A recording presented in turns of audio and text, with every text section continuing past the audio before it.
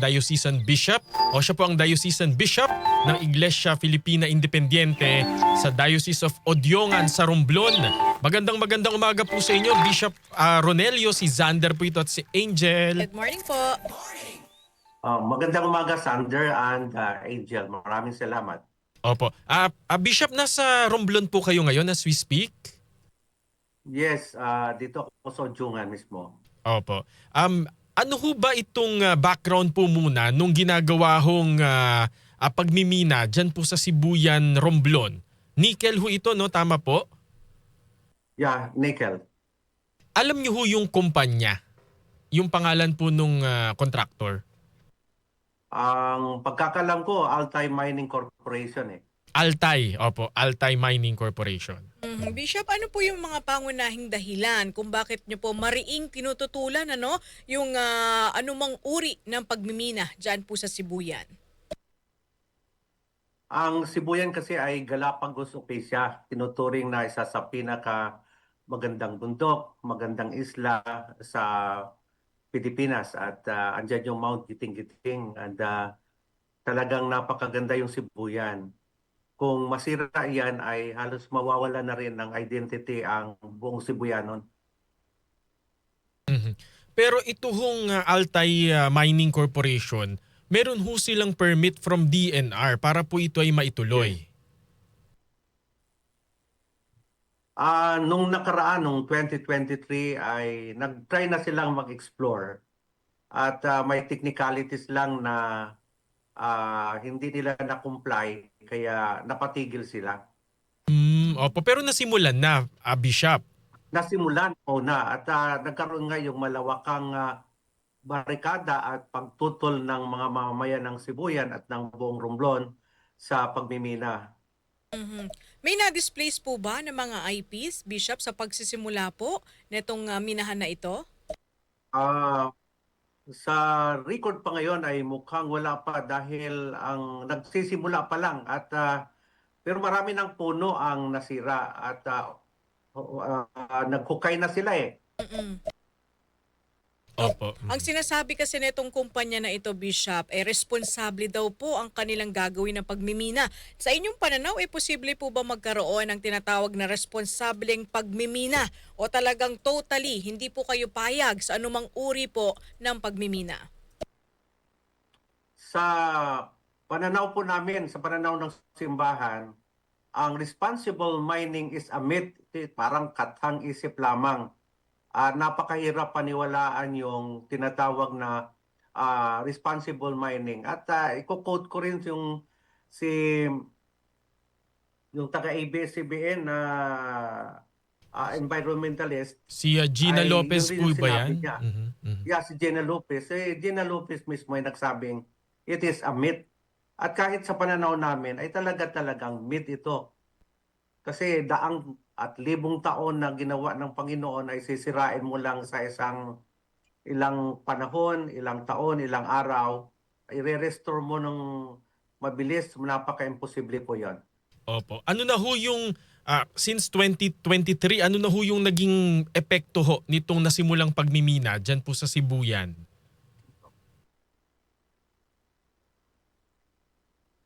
Bishop? I-establish lamang natin mga kasama yung ating connection dyan po sa Romblon, no? Sa Odiongan. So nasimulan na. Ayan. Apo. Hello po, Bishop, sorry po, maaari pong paulit. Ano ho yung mga napansin po ninyong negatibong epekto na nitong pagmimina dyan po sa Romblon? Sa ngayon, ang epekto ngayon sa Romblon ay una, nakakabahala ang mga tao sa tuwing may malakas na ulan dahil ang lugar ng exploration site ay flood-prone area. At mayroong mga landslide na nakikita. So nakikita namin sa Facebook, nakikita at nararanasan ng mga tao sa Sibuyan ay nagkakaroon na po ng baha. Wala pa yung mina. Mas lalo kung magkaroon siya ng actual talagang pagmimina. Kung yung uka na yan na nakikita sa dinedisplay ngayon, ay yan pa lamang, mas lalo na siguro kung minahin. Doon naman po sa aspeto ng kabuhayan. Isa pang Sige po. epekto nito ay ang pagkakahati-hati ng komunidad. dati yung mga pamilya ay buo. Ngayon, siyempre, yung iba ay sa tingin ng iba at akusasyon ng iba, nababayaran yung mga pamilya. Kaya nagkakaroon ng pagkakahati-hati. But definitely, sa buong Romblon, sa tingin ko, 90% o more than 90% of the total population of Romblon ay ayaw talaga sa mina. Opo, so meron ho kayo mga nakakausap, Bishop, na mga residente na parang okay lang naman na minahin yung kanilang barangay. Sa social media nakikita ko pero kukunting-kukunti lang sila. Mm. Opo. Mhm. So ibig sabihin yung ilan po sa kanila, Bishop, tama po ba, ay nabigyan ng kabuhayan nitong pagmimina or ano pong Yun nangyari? yung Mhm. yun yung accusation ng anti-mining. Yun yung sinasabi na talagang mukhang may ganong mga nangyayari. Opo. Ito hong binanggit ninyo kanina yung Mount Giting-Giting Natural Park ay protected area po pala yan sa ilalim po ng ating batas. Pero bakit ho merong nakakuha ng permit noon pong 2023? Yes po, yun po talaga ang sabi nila, hindi raw kasama ngayon yung Mount Giting-Giting. Mm. Ang Mhm. 42 hectares yan eh. Yung naaprubahan, yung kiniklaim nila ay almost 42 hectares na miminahin. Pero yung Mount Giting-Giting, medyo nasa gilid lang yan. Nagpaabot na po ba kayo ng liham or ano po sa ating gobyerno, partikular na sa DNR, para po tutulan itong pagmimina po dyan, Bishop? Nagpalabas na po kami ng statement na against kami sa pagmimina.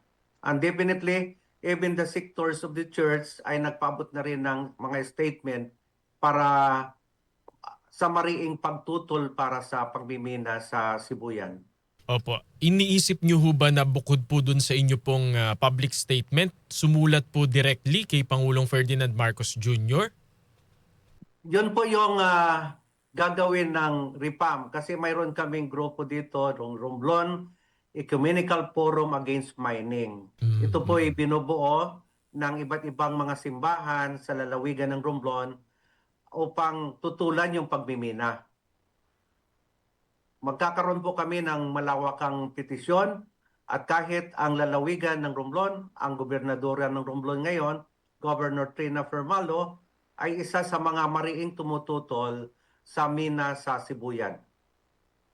Mhm. Pero yung inyong mambabatas po ba dyan sa Romblon, Bishop, nakausap nyo na rin po ba at siya rin po ba ay tutol dito po sa pagmimina?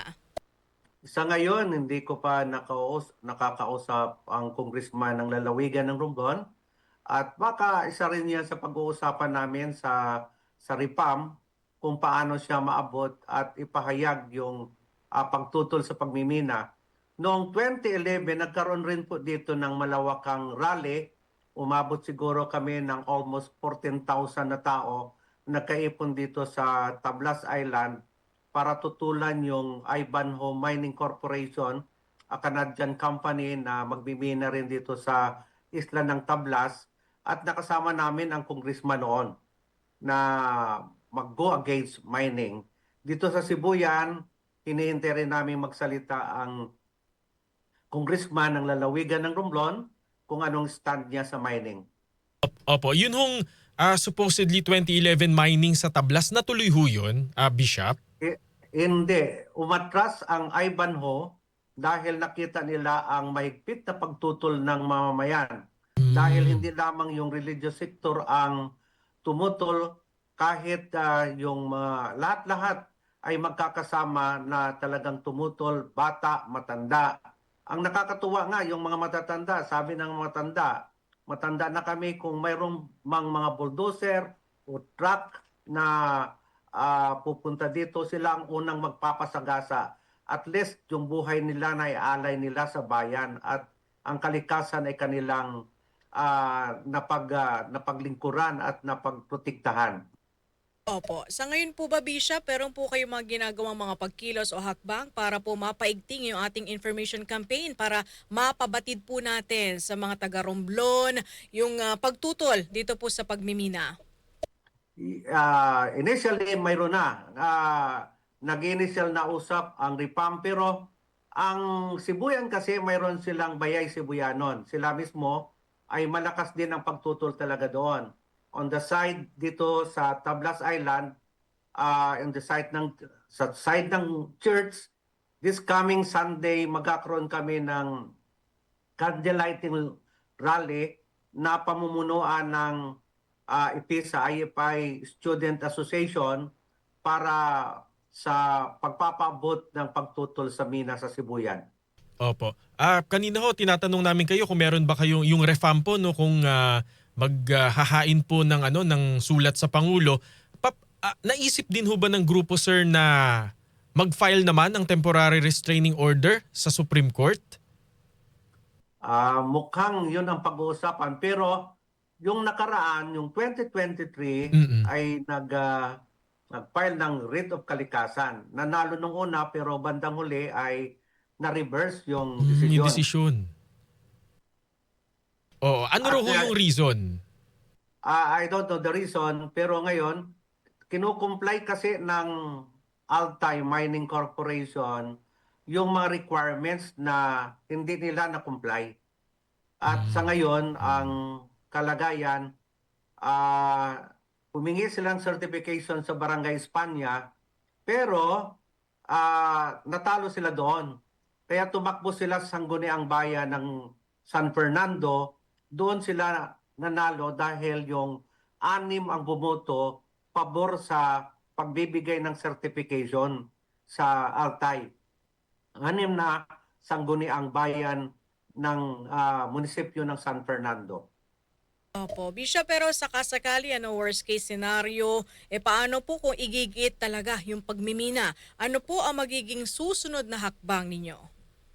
Pag-uusapan pa ata yan, at talagang palagay ko napaka-intense kasi talaga yung pagmamahal ng mga Rumblomanon at mga Sibuyanon para sa protektahan ang aming lalawigan at ang isla ng Sibuyan. Palagay ko medyo mabigat na laban ito dahil nga sa na-orient na kasi talaga yung lalawigan ng Romblon na ang lupa ay buhay, ang kalikasan ay buhay, wala na kaming iba pang pupuntahan, mawawala ang aming kultura, mawawala ang aming buhay, at mabubura yung mga bagay na mayroon kami kapag nagkaroon ng mina.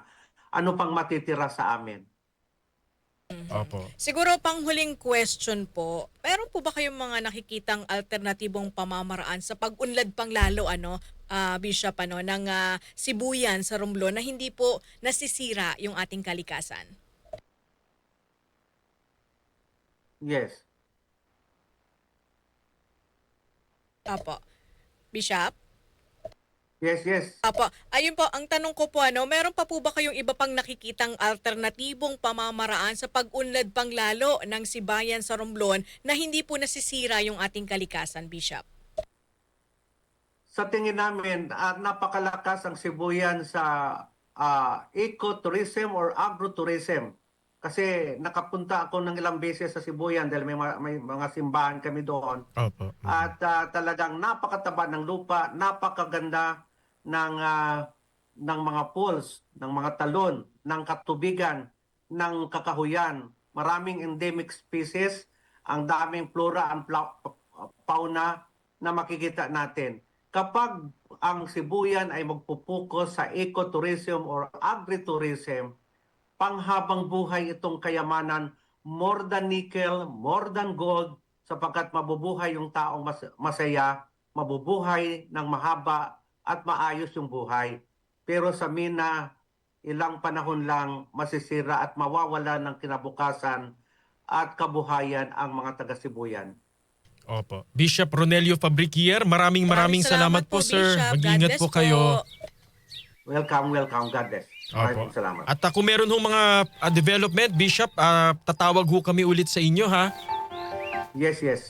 Opo. Maraming salamat po. Nakausap po natin tagapagtanggol ho, ng kalikasan dyan po sa Romblon, particularly po sa Sibuyan Island, ang Diocesan Bishop po ng Iglesia Filipina Independiente, si Bishop Ronelio Fabriquier. Nasa Odiongan, Romblon po sila ngayon. Ang ganda nung sinabi ni Bishop, na alternative na hindi lang Pagmimina. para umunlad pang lalo ang Sibuyan sa Romblon. Naman, paunlarin kung ano ang meron sila. Ecotourism daw. Ecotourism, di ba? Sabi nung mining company, ecotourism, di naman kami Department of Tourism. Ang negosyo namin, gumawa ng mga nickel ore. Nickel. Ano ba ang purpose ng nickel? Ang mayaman pala sa nickel ang Asia. Kaya sila nandito. Kaya sila andito. At pilit na binubungkal ang ating bundok. Ang ating mga bundok. Kabundukan. Kasi siguro wala sa US, wala sa China, parang gano'n. So, ito raw panggawa ng mga baterya. Baterya. So, ang ginagawa pala nila, huhukayin nila yung bundok kasi metal. So, parang kumbaga, pipinuhin siguro, parang gano'n. May process pang may process pagdaraanan. para makuha yung metal na yun. Battery. Philippines, Indonesia, meron pala sa Russia and Canada. Baka pwede namang sa Russia at Oo Canada nga. na lang sila magmina. Huwag sa Pilipinas. Correct. Dito kasi, di ba, nakikita niyo naman po ang sitwasyon sa Pilipinas, umulan lang, baha agad. Di ba? Tsaka kawawa yung ating kalikasan. Sabi na nga parang ni- naaabuso, hindi parang, naaabuso Nabuso na. talaga. Di ba? Nakita natin, nakalbo na yung ating mga bundok.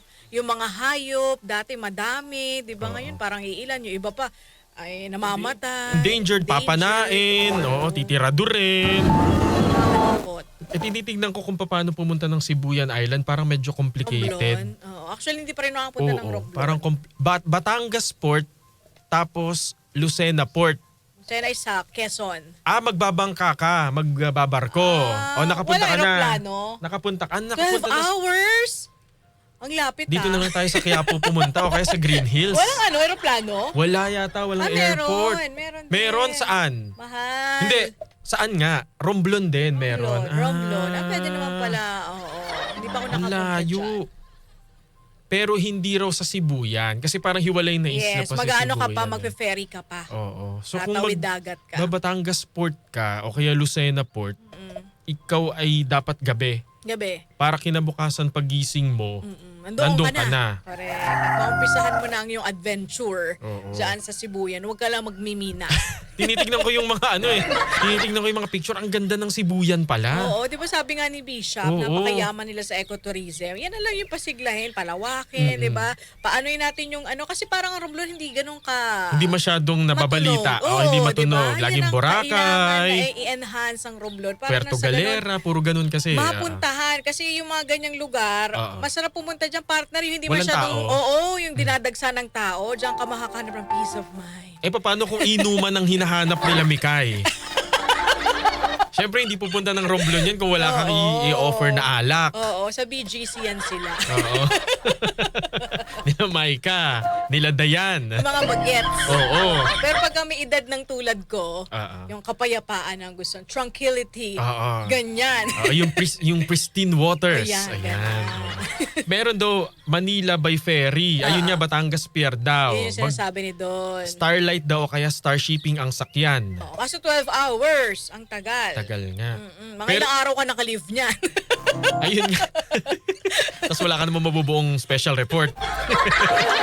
Meron din, fly from Manila to Tugdan Airport. Siguro baka yun na nga yung Romblon. Romblon. Tapos Pwede nga. magbabarko ka. Oo. Tapos Ferry ka. approximately raw, mula raw sa port papunta ng Sibuyan, mga 1 oras daw na barko. Ano Nabangka. rin Matagal din. Matagal din ang biyahe. Baka kaya nga mahirap puntahan. Oo. No? Pagka ganun na mahirap puntahan, ito yung mga talagang kalikasan natin dito sa Pilipinas na masasabi nyong maganda. Yes. Kasi hindi crowded. Yes, yun ang maganda yung hindi crowded. Hindi pa nababalahura. Oo, hindi nabababoy, hindi Oo, makalat, yes. hindi maingay, wala masyadong photo bomber. Ang sikat ng Romblon. Ayan o, pinapakita natin sa Ay, ang ating ganda! live stream yung kung ano yung Sibuyan Island. Oo, tama ka partner. Romblon ay marble capital of the Philippines. Oo, marble capital. Kaya di ba pagka yung mga bibili ka ng marmol, Oo. gawang Romblon ba yan? Galing bang Romblon yan? Laging ganun kasi sila raw yung mayaman sa marble. Yan, yung pinapakita natin, yan yung Cresta de Gallo. Na nasa ano? Nasa Romblon siya, partner. At isang kilala ding na dagat dyan, yung Bonbon Beach. Oh. Ito yung white sand. Ang mukha namang white sand yun sa Oo, video. ang ganda, no? Nakakasilaw sa kaputian eh. Oo, tsaka meron yun, yung binabanggit ni Bishop kanina, yung Mount Giting-Giting. Na dun yung part ng mining. Yes, at nandyan din yung Cathedral Cave o yung Carabao Island. Meron din silang Fort San Andres, Cobrador Island, Candingas River. Meron din silang Marble Workshop. So yun yung mga pinupuntahan ng mga turista kapag bibisita dyan sa Romblon. May marble workshop. Oo, gagawa ka ng ano mong part Eh pag uwi mo, yung Parang- bagahe mo, sabi sa airport, ma'am, bakit po ang bigat ng bagahe po ninyo? May marmol po kasi dyan. Alay sa bahay ko. Galing po kasi ako ng Romblon. So merong ganun, tuturuan ka ring gumawa ng mga marble. Yan. Maganda, no? So So- kulang ang isang linggo. Oo, alam mo na. Alam mo na. Kami po dito sa DZXL News, RMN Manila, bilang kabahagi po nung ang amin hong krusada rito, lakas maka... So yung krusada na Oo. Syempre po, pabor po sa kalikasan, lagi. Of course. Kaya po itong sabi nga ni Bishop, parang wala namang responsible mining, di naman yata Hindi totoo yan. Oo, sa ano lang yan, press release, Press release lang yan. yan. Siyempre, bubulagin mo yung mga nakatira dyan na bibigyan ng konting trabaho. Bigas. Oo, pero ilang buwan lang, ilang taon lang, makikita mo na yung negatibong